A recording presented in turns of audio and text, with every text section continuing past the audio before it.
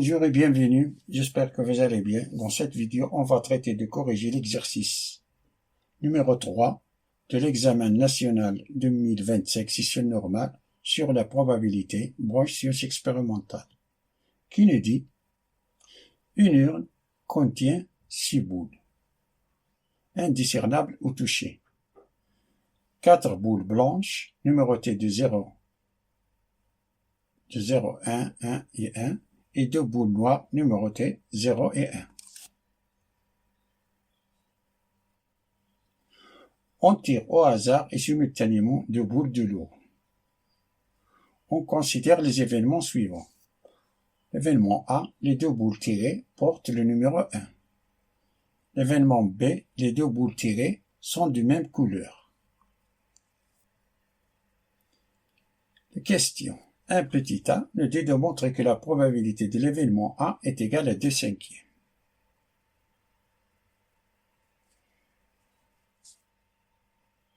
On est devant une expérience aléatoire car elle intervient le hasard. Et quand vous trouvez dans un exercice le mot simultanément, il faut immédiatement penser aux combinaisons. Attention ici, l'ordre n'est pas important. D'abord, on commence pour calculer le cardinal de oméga. Soit oméga, l'univers de probabilité de cette expérience aléatoire. Chaque tirage est une combinaison de 2 boules choisies parmi 6 boules qu'on a dans l'urne. Le cardinal de oméga, c'est la combinaison de 2 parmi 6 qui est égal à arrangement. Ça, c'est l'arrangement de 2 parmi 6 divisé par 2 factoriel, qui est égal à 6 fois 5 divisé par 2, qui est égal, ça c'est 30 divisé par 2, qui est égal 15 tirages possibles. Comme les boules sont indiscernables ou touchées, signifie, on a 15 tirages possibles, c'est-à-dire 15 décombinaisons 2 à 2 de 6 boules contenues dans l'urne. Passons à calculer le cardinal de A. Tout d'abord, soit l'événement A, on a l'événement A, les 2 boules tirées portent le numéro 1. Parmi les 15 tirages possibles, ce qui amène les 2 boules portant le numéro 1, c'est le cardinal de A.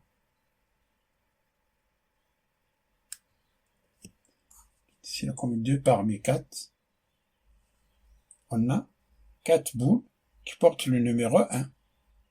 C'est-à-dire la combinaison de 2 parmi 4 qui est égale à l'arrangement de 2 parmi 4 divisé par 2 factoriel, qui est égal à 4 fois 3 divisé par 2 qui est égal. Ça, c'est 6 possibilités. On a 6 tirages possibles. Comme les boules sont indiscernables ou touchées, signifie que chaque bulle a la même chance que d'être tirée, ce qui fait qu'on est dans un cas d'équilibre probabilité. Donc, on peut appliquer la loi de Laplace, qui nous dit la probabilité d'un événement, c'est le nombre de cas favorables divisé par le nombre de cas possibles. Donc, probabilité de l'événement A, c'est le cardinal de A divisé par le cardinal de oméga, qui est égal à 6 divisé par 15. On réduit, ça c'est 2/5. On divise en haut et en bas par 3. Ça nous donne 2/5. Passons à la question 1 petit b, qui nous dit de montrer que la probabilité de l'événement B est égale à 7 sur 15.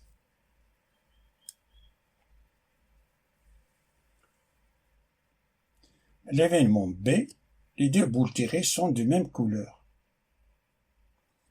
C'est-à-dire de tirer 2 boules blanches ou bien 2 boules noires.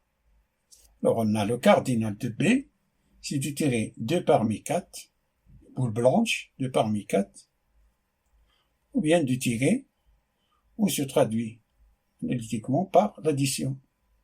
Et 2 parmi 2, on a 2 boules noires. Ça est égal, ça c'est l'arrangement de 2 parmi 4 divisé par 2 factoriel, plus combinaison de 2 parmi 2 est égal à 1. Ça c'est 4 fois 3 divisé par 2 plus 1, ça est égal 12 divisé par 2, c'est 6, 6 plus 1, c'est 7. On a 7 possibilités. Donc la probabilité de l'événement B, c'est le cardinal de B divisé par le cardinal de oméga, qui est égal à 7 sur 15. Passons à la question 1 petit c, qui nous dit les événements A et B sont-ils indépendants? Justifiés. Réponse. On a les événements A et B sont indépendants, et qui va dire que la probabilité de l'événement A inter B, de l'intersection des deux événements, est égale à la probabilité de A fois la probabilité de B. On a inter B, ça veut dire que les deux boules tirées sont du même couleur et portent le numéro 1. Si les deux boules tirées sont de même couleur et portent le numéro 1, ces deux boules portent le numéro 1, l'unique choix sont les deux boules choix doivent être blanches, de même couleur et portent le numéro 1. Ça veut dire deux boules blanches qui portent le numéro 1. Donc, cardinal de A inter B est égal à C2 parmi 3. Ça est égal à 3. Nos 3 possibilités. Donc, la probabilité de l'événement A inter B, c'est le cardinal de A inter B divisé par le cardinal de oméga qui est égal à 3 sur 15 qui est égal, on divise en haut et en bas par 3, c'est 1/5. Et la probabilité de A fois la probabilité de B est égale, d'après ce qui précède, la probabilité de l'événement A c'est 2/5 et la probabilité de l'événement B c'est 7 sur 15, ça est égal 14 sur 75, qui est différent de 1/5, car on a, si on divise si on multiplie en croix, on a 14 fois 5, c'est 70, et 75 fois 1, c'est 75. 70 est différent de 75. Par suite, 14 divisé par 75 est différent de 1/5. Donc, les événements A et B ne sont pas indépendants. Passons à la question suivante, la question 2, qui nous dit on répète l'expérience précédente 3 fois successives. On considère la variable aléatoire grand X indiquant le nombre de fois que l'on réalise l'événement A. Question 1 petit a, recopier et compléter le tableau ci-dessus représentant la loi de probabilité de grand X.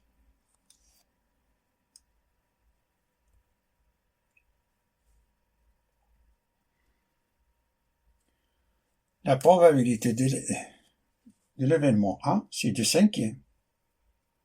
Et la loi binomiale, la formule est la suivante.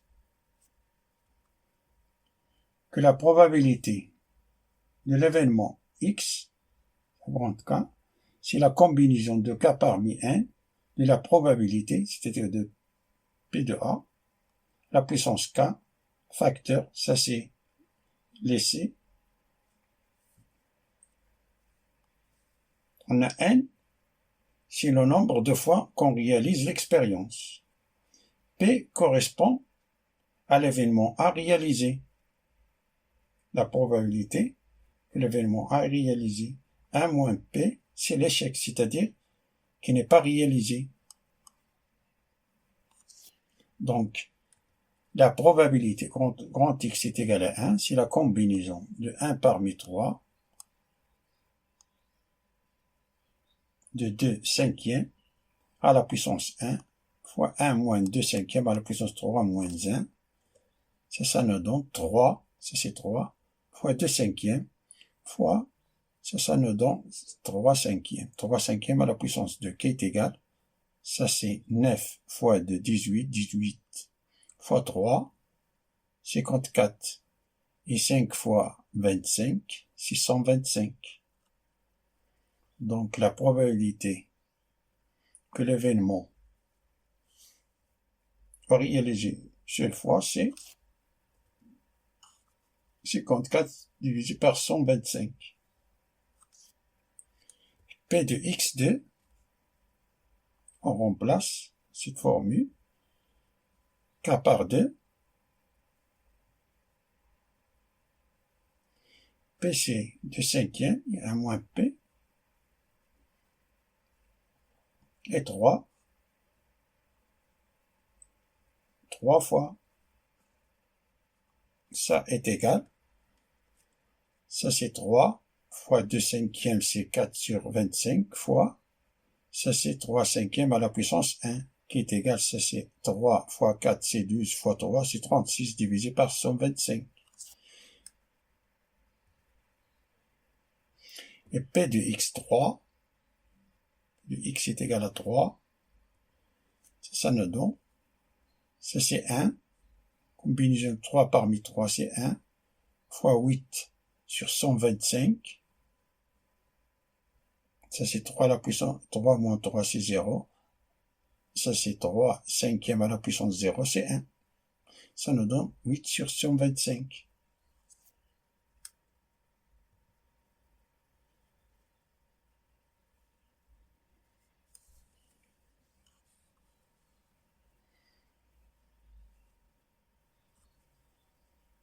Donc ça c'est le tableau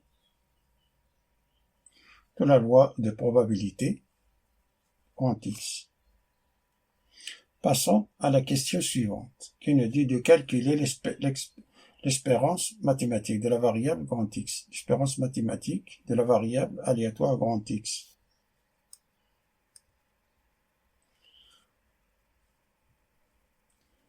On a l'espérance mathématique comme est réalisée 3 fois. On sait que la probabilité de l'événement 1 c'est 2 cinquièmes.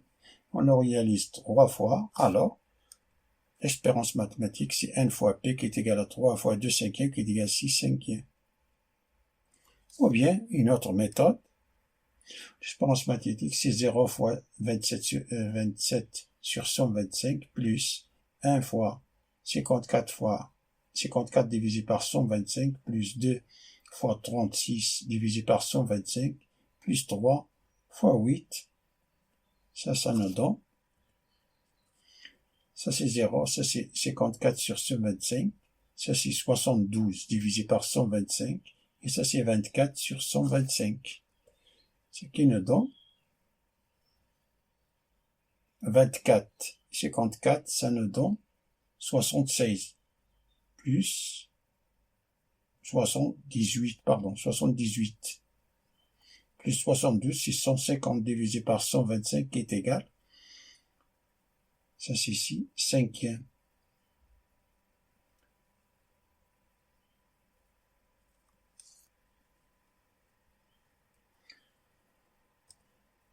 Merci d'avoir regardé cette vidéo. Je vous souhaite bon courage et à bientôt.